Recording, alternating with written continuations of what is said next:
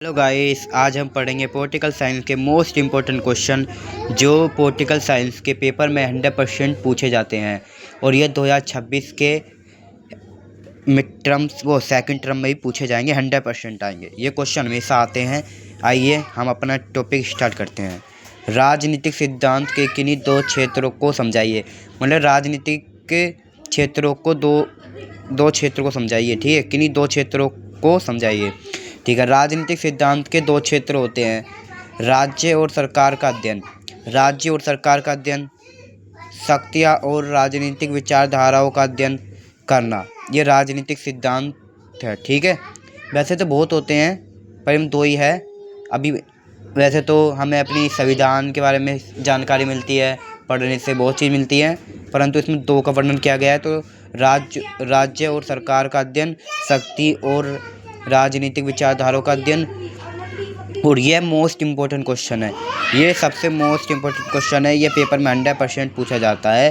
Roles के अज्ञात की अवधारणा से तात्पर्य है, समझाइए। रोल्स के अज्ञात की अवधारणा से तात्पर्य है कि हम खुद ऐसी परिस्थिति में हो कि कल्पना करें जहां हमें यह फैसला लेना है कि समाज को कैसे संगठित किया जाए, और साथ ही हमें यह भी पता ना हो कि समाज में हमारी जगह क्या होगी जब हम ऐसे निर्णय लें जो सभी के लिए हित हो। तो उसे जो रोल्स के अज्ञात की अवधारणा कहते हैं। ठीक है गाइस, अब हम पढ़ते हैं किन्हीं दो राजनीतिक अधिकारों का वर्णन कीजिए। ठीक है गाइस, ये तो आप सब जानते ही हो कि किसी भी राजनीतिक अधिकारों को सबसे मोस्ट इम्पोर्टेंट अधिकार क्या है, जो व्यक्ति 18 साल से ऊपर है उसे वोट देने का पूरा अधिकार है। ठीक है गाइस, ये एक राजनीतिक अधिकार है, वोट देने का पूरा अधिकार है जो 18 वर्ष से ऊपर है। ठीक है, चाहे वो गरीब हो चाहे वो अमीर।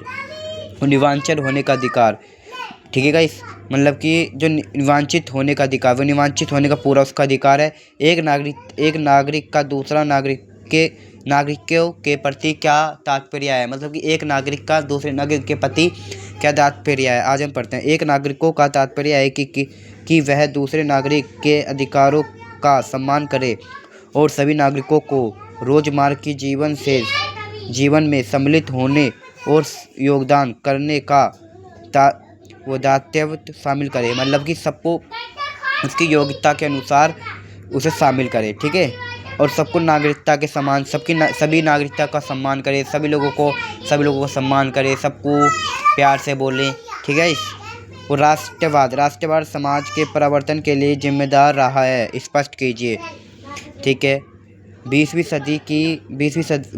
शताब्दी की शुरुआत में यूरोप और ऑस्ट्रेलिया, हंगरी और रूस साम्राज्य के पतन तथा उसके बाद एशिया और अफ्रीका में फ्रांसीसी, ब्रिटेन, डच और पुर्तगाली साम्राज्य के बंटवारे में राष्ट्रवाद ही था। संविधान के दो प्रमुख कार्यों का उल्लंघन। ठीक है, ये तो आप भी जानते हो, संविधान के दो कार्यों का उल्लंघन करना है। ठीक है, वैसे तो संविधान लोगों के बीच तालमेल बढ़ाता है। संविधान यह तय करता है कि वो कानून कौन बनाएगा। ठीक है, संविधान हमारे मौलिक अधिकार रक्षा करता है। फिर भी हम ये पढ़ लेते हैं जो लिख रहा है। आइए, संविधान नियमों का एक ऐसा समूह उपलब्ध कराता है जिसमें समाज एक दूसरे में एक न्यूनतम समन्वय और विश्वास पैदा होता है। मतलब कि जो लोगों के बीच में विश्वास पैदा हो एक दूसरे के प्रति। संविधान यह तय करता है कि समाज में अंतिम निर्णय लेने की शक्ति किसके पास होगी। मतलब कि संविधान यह तय करता है कि निर्णय लेने की शक्ति किसके पास है। हमारे भारत में निर्णय लेने की शक्ति किसके पास है? हमारे भारत में निर्णय लेने की शक्ति संसद के पास है। ठीक है गाइस, आइए गाइस, हमने ये क्वेश्चन पढ़े, मोस्ट इम्पोर्टेंट क्वेश्चन पढ़े हैं। ये 5 क्वेश्चन है मोस्ट इम्पोर्टेंट क्वेश्चन गाइस। अगर किसी को भी इन क्वेश्चन में कोई डाउट हो तो कमेंट कर सकता है, सब्सक्राइब कर सकता है। अगर आपको हमारी वीडियो अच्छी लगे तो गाइस इसे ज़रूर फॉलो करें, इस पेज को। ये एग्जाम में 100% आएंगे, इसलिए इसे ध्यान से पढ़ें, कोई भी इसे इग्नोर ना करें। ठीक है गाइस, मिलते हैं नेक्स्ट वीडियो में।